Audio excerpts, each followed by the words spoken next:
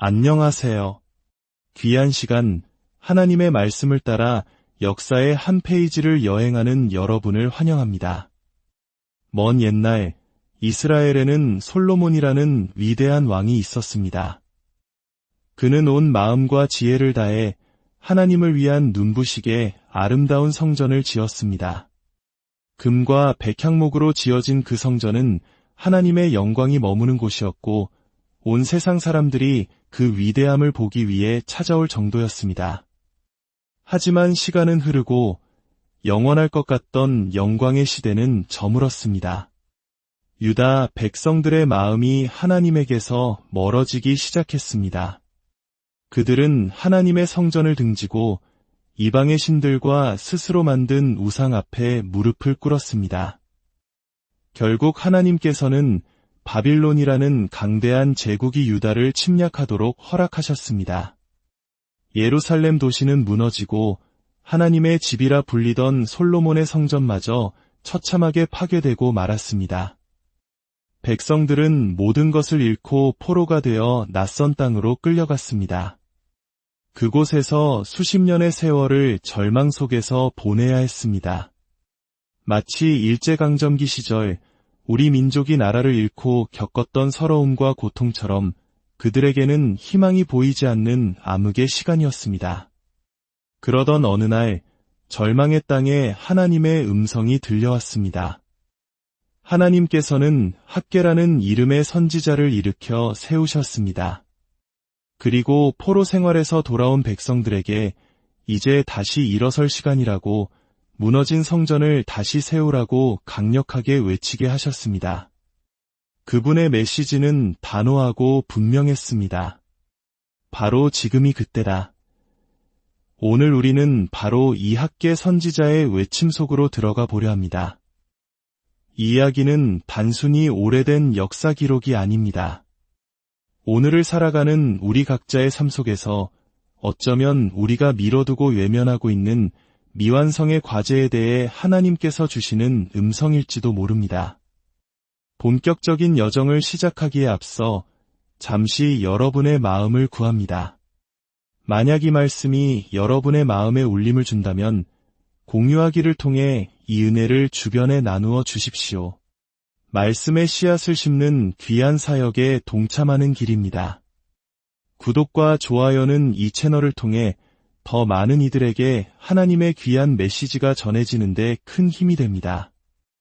이 은혜를 나누는 모든 분들의 삶에 하나님의 놀라운 축복이 함께하기를 기도합니다. 우리 삶에는 문득 이런 생각이 들 때가 있습니다. 내 인생이 이쯤 되면 뭔가 더 나아졌을 줄 알았는데 내가 상상했던 모습과는 너무 다른 곳에 와 있구나 하는 불안하고 허탈한 마음 말입니다. 어쩌면 지금 대학 생활을 하고 있는 청년이라면 졸업할 때가 다가오는데 아직도 내가 뭘 해야 할지 모르겠어라며 막막해할 수 있습니다. 좋은 대학을 졸업하고도 원하는 직장을 얻지 못해 자신의 능력보다 한참 낮은 일을 하며 내 인생에 더 멋진 기회가 있을 줄 알았는데라며 실망할 수도 있습니다. 이 나이가 되면 당연히 결혼했을 줄 알았는데 혹은 결혼은 했지만 상상했던 행복한 결혼 생활과는 거리가 멀어라며 공허함을 느끼기도 합니다. 아이를 낳으면 그 빈자리가 채워질까 기대했지만 이제는 그저 바쁘고 경제적으로 쪼들리는 현실에 지쳐버렸을지도 모릅니다. 심지어 신앙생활을 시작하면 뭔가 달라질 거야라는 기대로 교회에 나왔지만 삶은 여전히 그대로인 것 같아 이게 전부인가 하는 회의감이 들 수도 있습니다.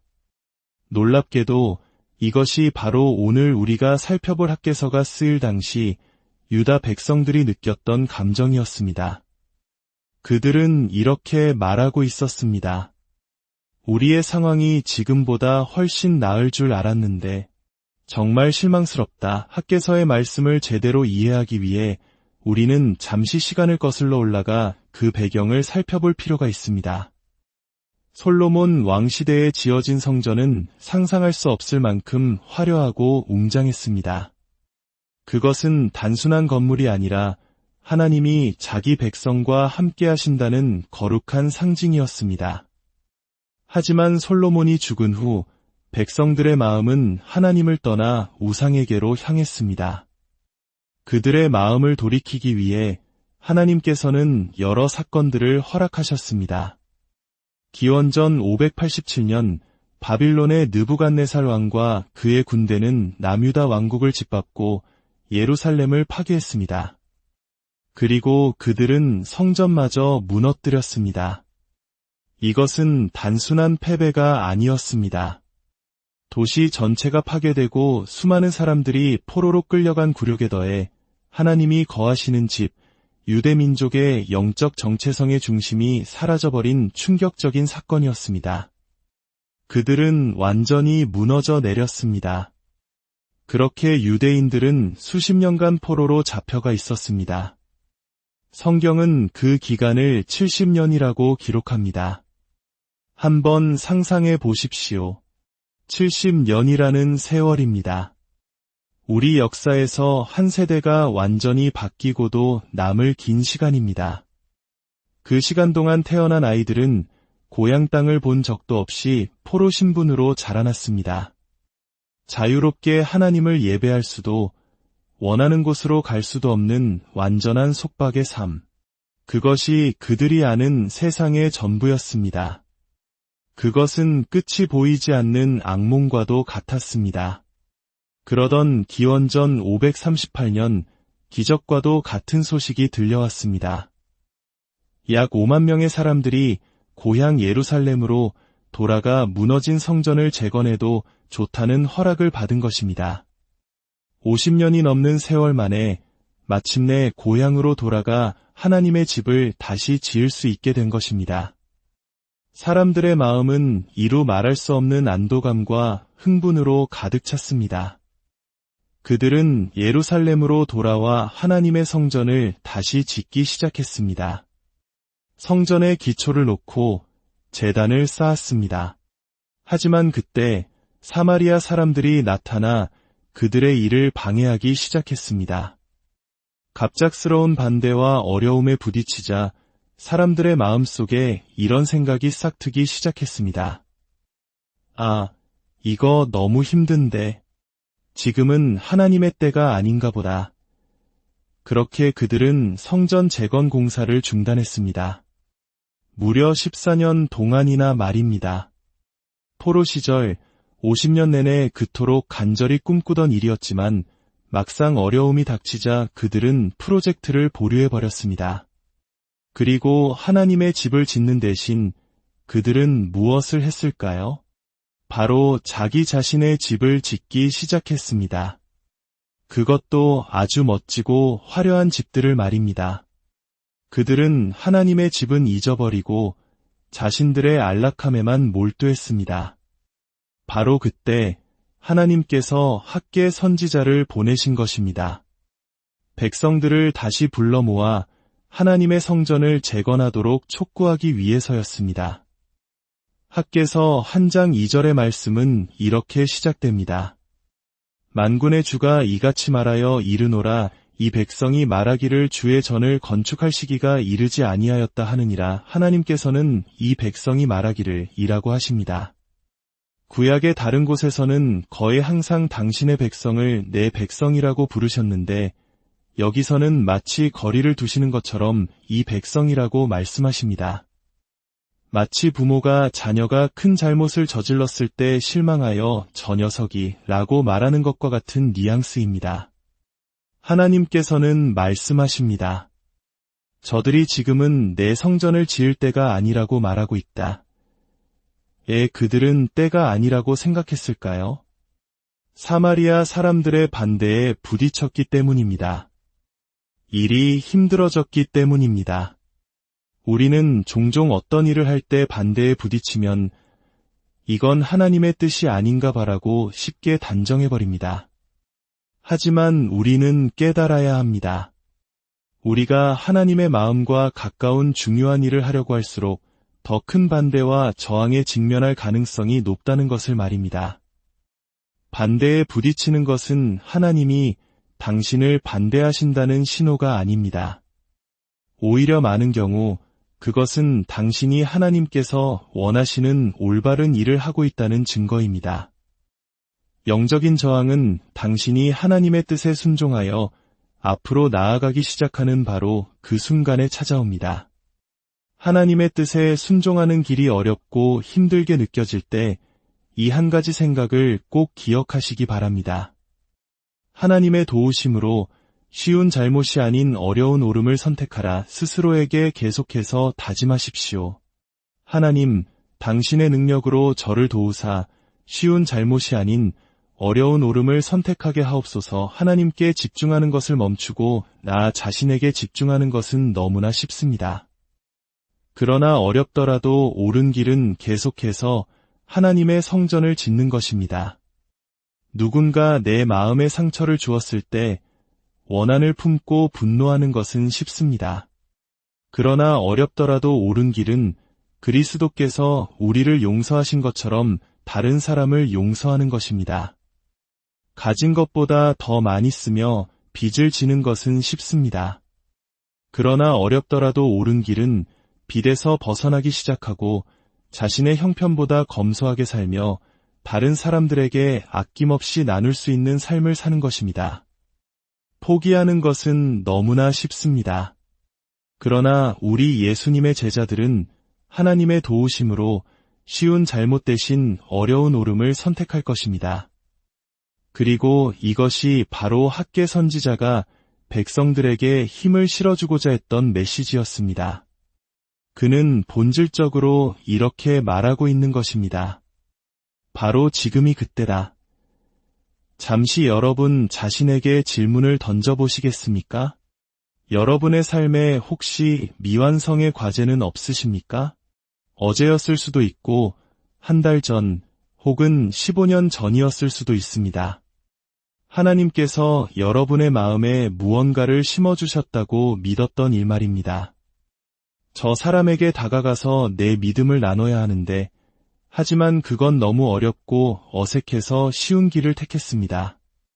내 몸을 하나님의 성전으로 여기고 건강을 되찾아야 하는데, 하지만 힘들어서 포기했습니다. 교회에서 봉사를 시작해야 하는데, 어떤 사역을 시작해야 하는데 용기가 나지 않아 망설였습니다. 누군가에게 무언가를 나눠주어야겠다고 느꼈는데 이런저런 핑계를 대며 지나쳤습니다. 하나님께서 주신 부담감이라고 분명히 느꼈지만 결국 행하지 않았던 어떤 일, 잠시 그 일을 떠올려 보십시오. 만약 하나님께서 무언가를 보여주신다면 그 미완성의 과제를 통해 오늘 메시지의 나머지를 들어보시기 바랍니다. 많은 분들에게 하나님께서는 학개 시대의 백성들에게 말씀하셨던 것과 똑같은 방식으로 말씀하실지도 모릅니다. 바로 지금이 그때다. 학개서 1장 3절에서 5절을 계속해서 읽어보겠습니다. 하나님의 말씀이 선지자 학개를 통해 임했습니다. 하나님께서 물으십니다. 이 성전이 황폐하였거늘 너희가 이때에 판벽한 집에 거주하는 것이 옳으냐?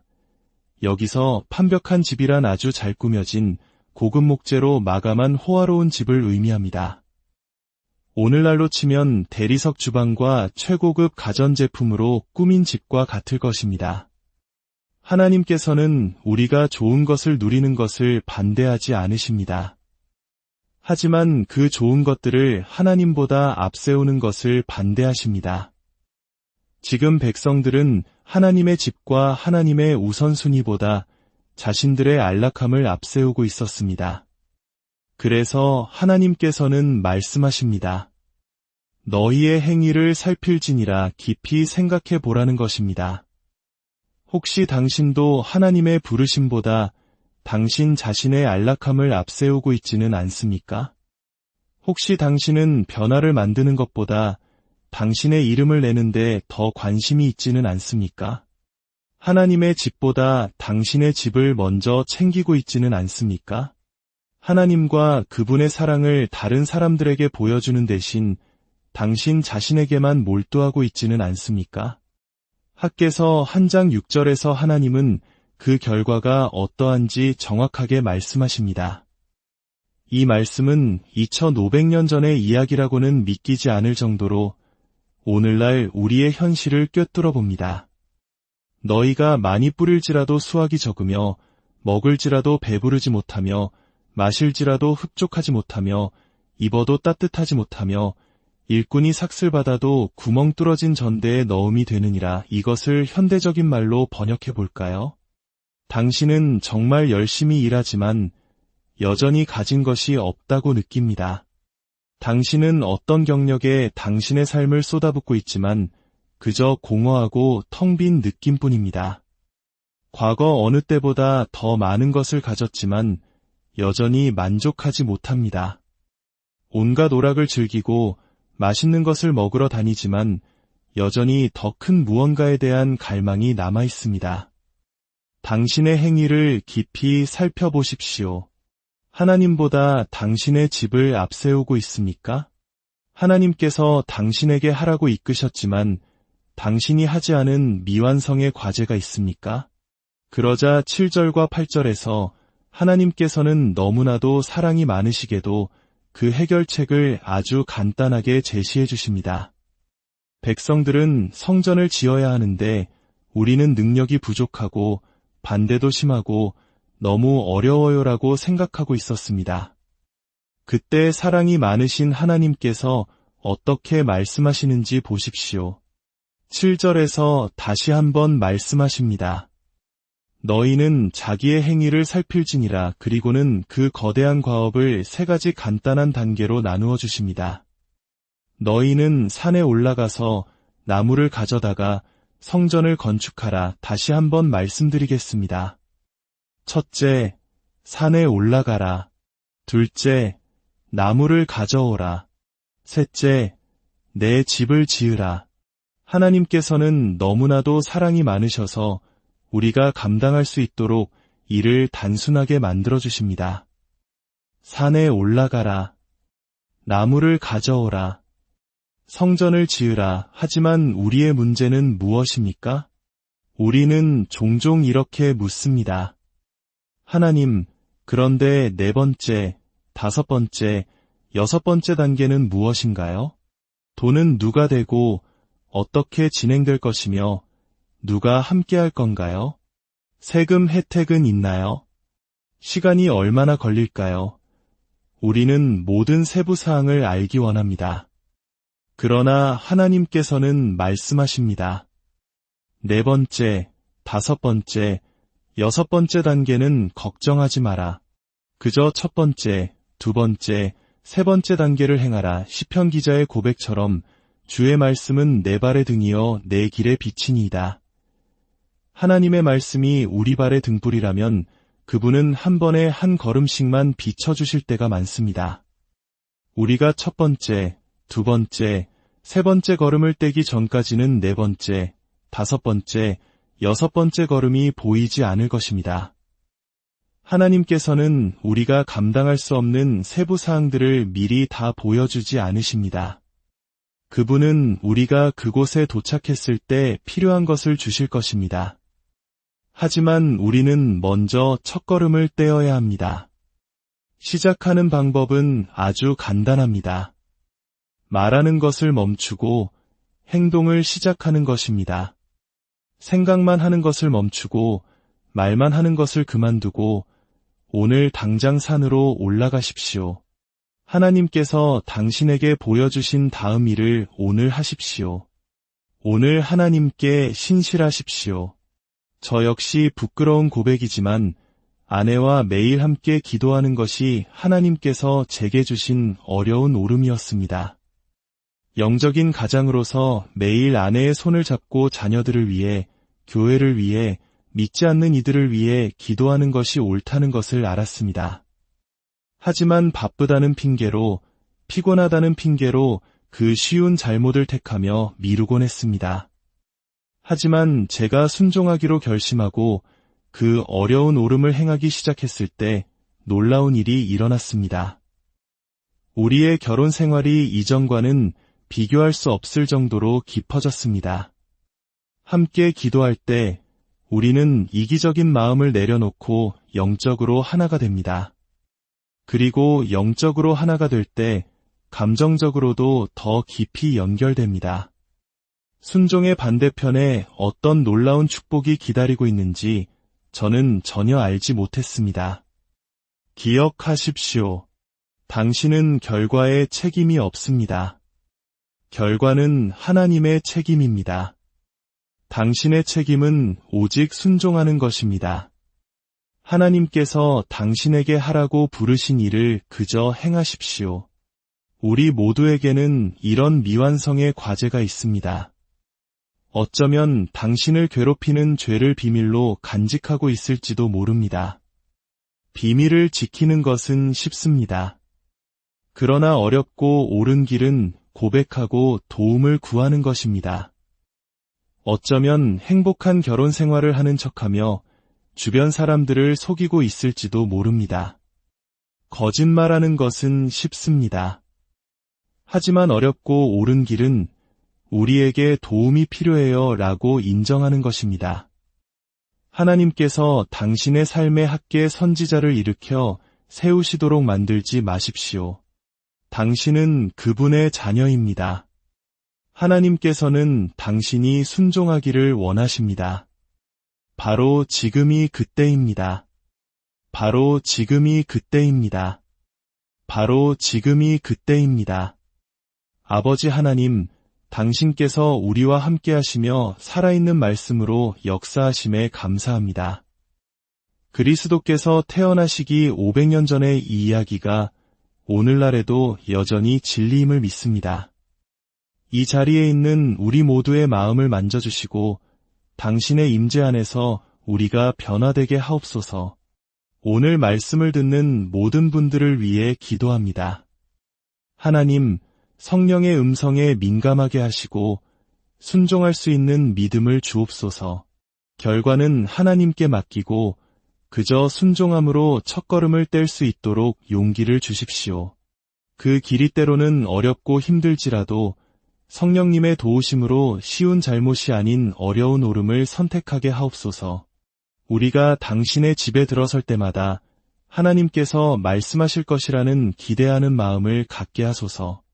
우리의 마음이 당신의 임재 안에서 날마다 새로워지게 하옵소서.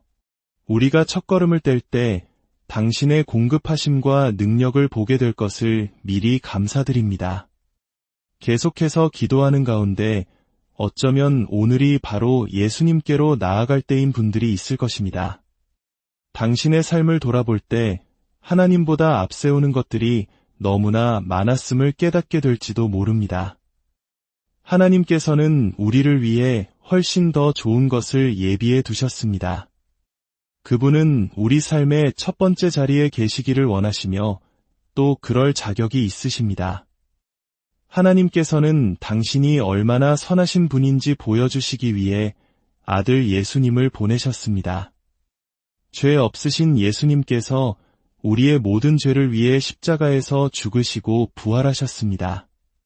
그리하여 누구든지 당신이 얼마나 더럽다고 느끼든 하나님에게서 얼마나 멀리 떨어져 있다고 느끼든 상관없이 예수님의 이름을 부를 때 그분은 당신의 기도를 들으시고 모든 죄를 용서하시며 당신을 완전히 새롭게 하십니다. 당신의 삶에 채워지지 않는 공허함이 있다면 그것은 오직 그리스도만이 채울 수 있는 빈자리이기 때문입니다. 오늘이 바로 그날입니다. 예수님, 제 삶의 주인이 되어 주십시오. 저를 구원해 주십시오. 당신께 제 삶을 드립니다. 라고 고백할 시간입니다. 바로 지금이 그때입니다. 마음을 다해 함께 기도하겠습니다. 하늘에 계신 아버지, 오늘 제 삶을 당신께 드립니다. 예수님, 제 삶의 첫 번째가 되어 주십시오. 저의 구원자, 저의 주님이 되어 주십시오. 저의 모든 죄를 용서하여 주시고 저를 새롭게 만들어 주십시오. 당신의 영으로 저를 채우사 남은 모든 생에 동안 온 마음을 다해 당신을 따르고 섬길 수 있도록 인도하여 주옵소서. 제 삶은 더 이상 제 것이 아닙니다. 오늘 당신께 드립니다. 새 생명 주심에 감사하며 예수님